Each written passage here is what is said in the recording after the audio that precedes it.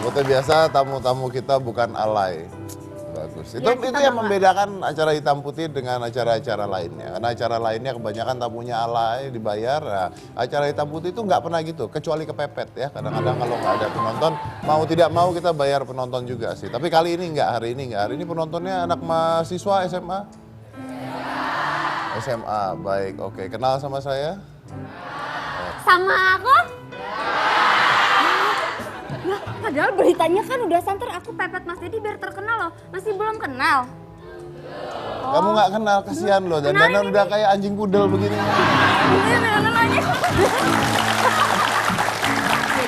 Iya. Lagi pikir, ini antara pohon Natal tapi bulan belum Desember gitu ya. Enggak, ini apaan? Gitu. Tapi nggak apa-apa. Kemoceng sekolahan. Kemoceng sekolahan. Oke, kita mau bicara tentang move on. Jadi biasanya boleh cie, boleh. Nggak, kenapa yang cie Pak gurunya? Kita mau bicara tentang move on. Jadi biasanya orang itu kalau sudah melakukan apapun ya, di pekerjaan, di percintaan, di segala sesuatu tuh kadang-kadang orang susah untuk move on. Nah, kenapa? Karena biasanya mereka ada di sebuah zona nyaman.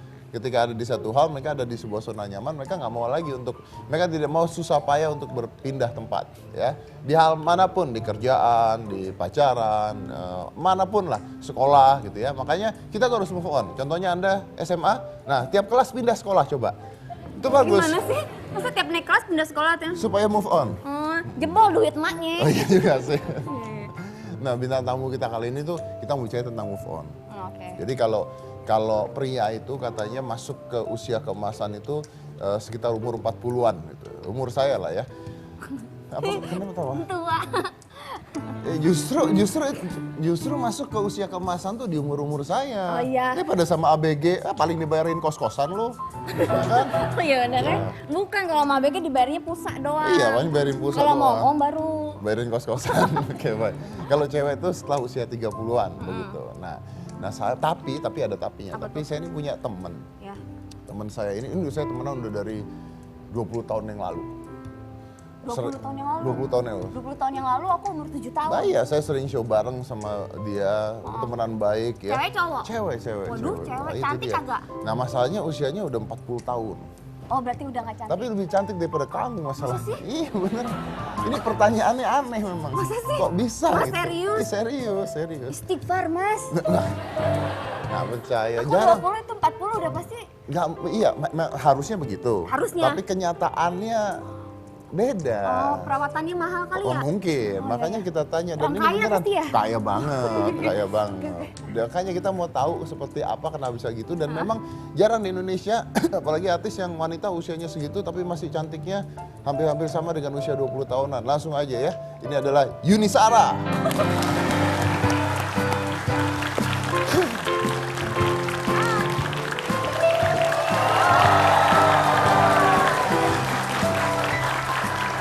Yuni, aduh, tuh liatin kan. Iya sih.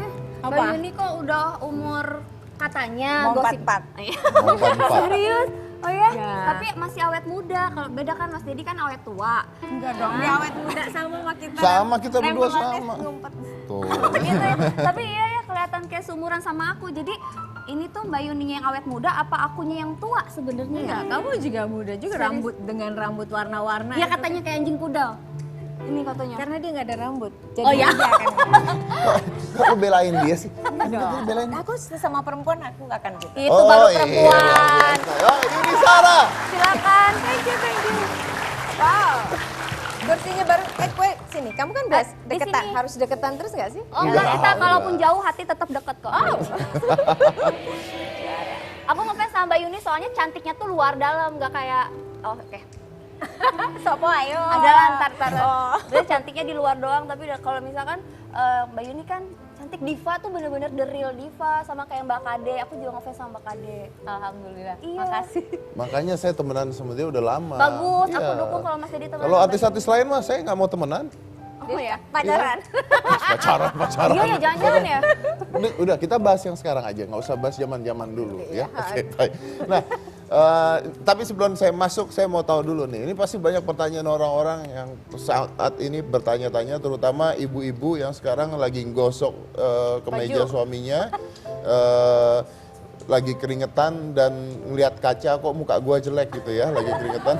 Pasti mereka ingin bertanya-tanya apa rahasia di balik kecantikan seorang Yuni Shara. Usianya udah 44 tahun tapi masih bisa cantik seperti itu. Nah, ini pasti banyak yang nanya nih. Jadi silakan diberitahukan rahasianya apa gitu. Jadi gini, sebenarnya ya saya mau bilang semua wanita atau perempuan Indonesia, kita ini sudah terlahir cantik. Kita yang paling tahu kurang dan lebihnya wajah kita, tubuh kita di mana. Jadi ya yang kurang ditutupin, yang lebihnya ditonjolin gitu loh.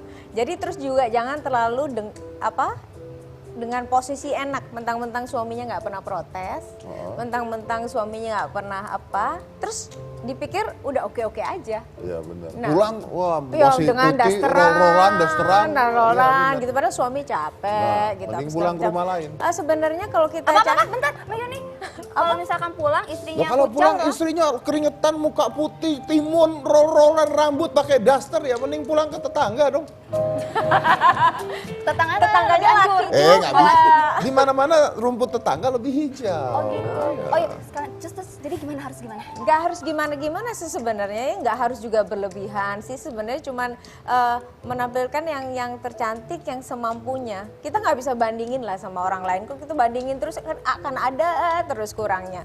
Bandinginnya sama yang ada yang lebih susah atau ada yang lebih kurang gitu, jadi bandingin gitu. Jadi kalau ngebandinginnya yang tinggi-tinggi terus kita kayaknya nggak puas terus. Walaupun memang sifat manusia memang cenderung memang kurang puas terus. Ada aja yang dikurangin, ada ini itu. Tapi sekarang banyak loh tutorial di Instagram.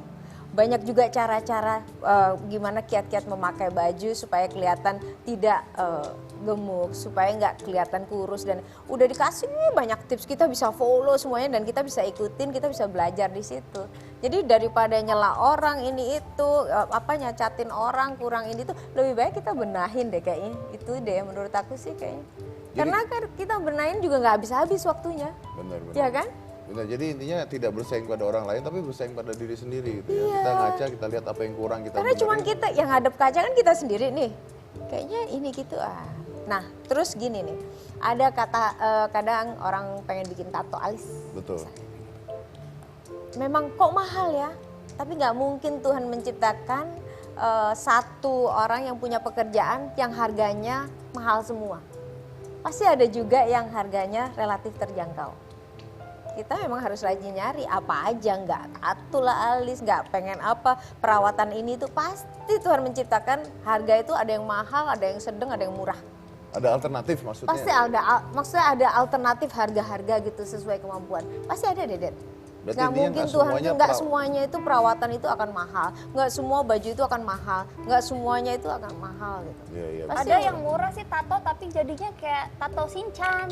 Shinchan, gitu. aku Shinchan loh sebenarnya kayak gini. Karena memang kadang-kadang selera, mungkin ada yang bilang nggak pantas gitu, nggak pantas. Itu masalah kebiasaan sih, lama-lama nanti juga akhirnya orang terbiasa dengan alis yang begini. Pertama aku bikin alis bilang, Mbak Yuni kayak kumis Pak Raden, Mbak Yuni alisnya kayak jalan tol, Mbak Yuni alisnya kayak gitu, kayak pedang pora. Aku bilang, ya enggak popo, aku kepengen. Waktu itu saya kepengen, tapi ya melu-melu wong. Maksudnya orang jadi ikut juga. Iya, akhirnya orang-orang niru pada ya.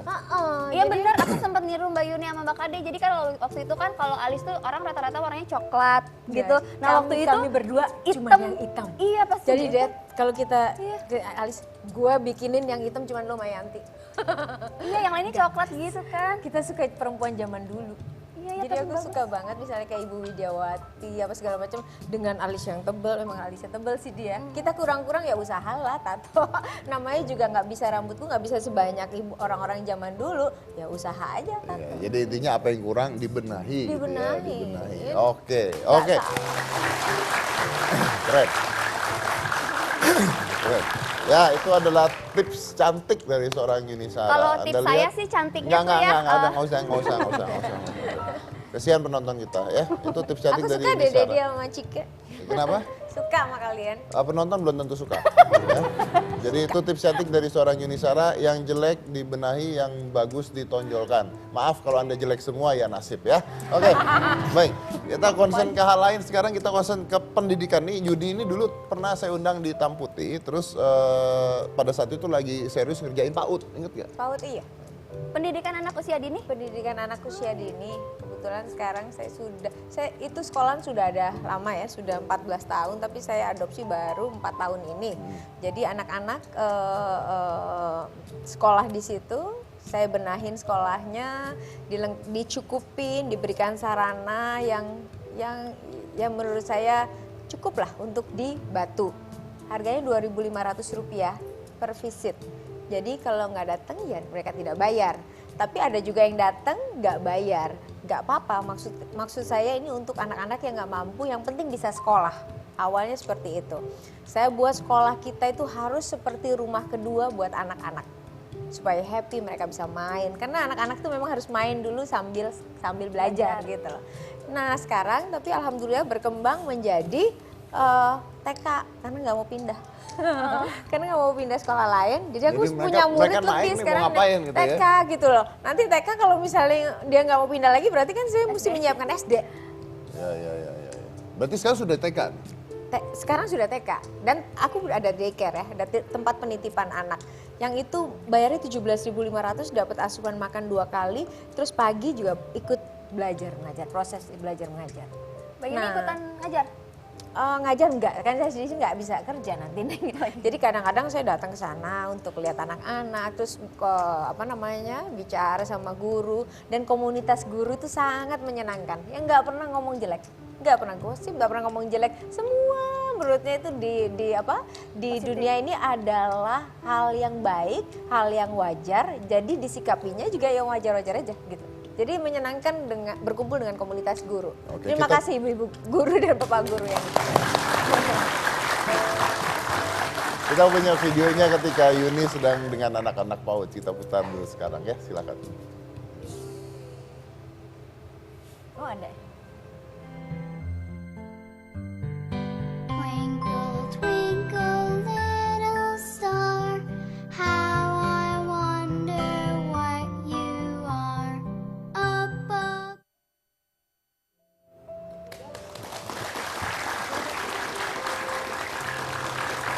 Oh, ya. Itu adalah video terpendek yang pernah saya lihat ya.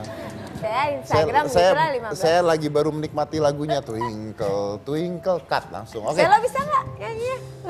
Ada Selo. Terus Ada Selo, hai Selo. mana? Oh di sana. Jadi Di bawah. Kamu masuk sini, belum kontrak ya? Harus ada duit ya?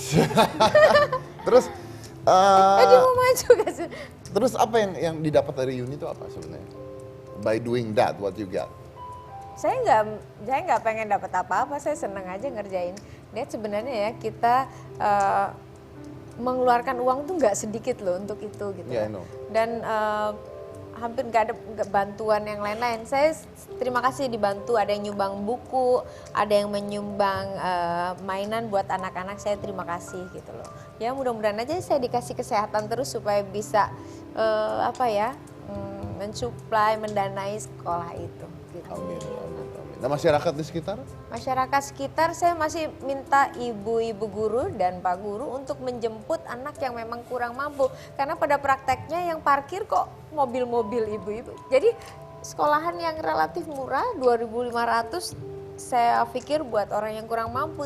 Tetapi ternyata yang datang orang-orang mampu yang sekolah di situ. Oh ya? Iya. Mobil-mobil parkir aku bingung loh. Itu menyedihkan loh.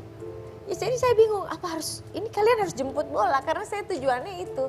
Tapi apa karena mungkin di sekolah yang saya siapkan itu anaknya juga jadi mandiri, percaya diri, terus senang sekolah di situ sambil bermain sampai dia nggak mau pindah sekolah, itu kan satu hal yang menyenangkan di satu pihak. Satu hal lagi ya itu. Ya menyedihkan karena targetnya salah akhirnya gitu kan. Targetnya menjadi apa ya? Ya apa ya? Ambigu, jadi ambigu. Harusnya aku juga. harusnya dirubah gitu kalau misalnya sudah pakai mobil naiknya jadi nggak 2.500 2.500.000 lah. per hari per datang. Itu berarti. Saya pengen inilah subsidi silang maksudnya. Nah itu maksudnya. Jadi yang subsidi mampu silang yang mampu membayar menghidupi yang tidak iya. mampu.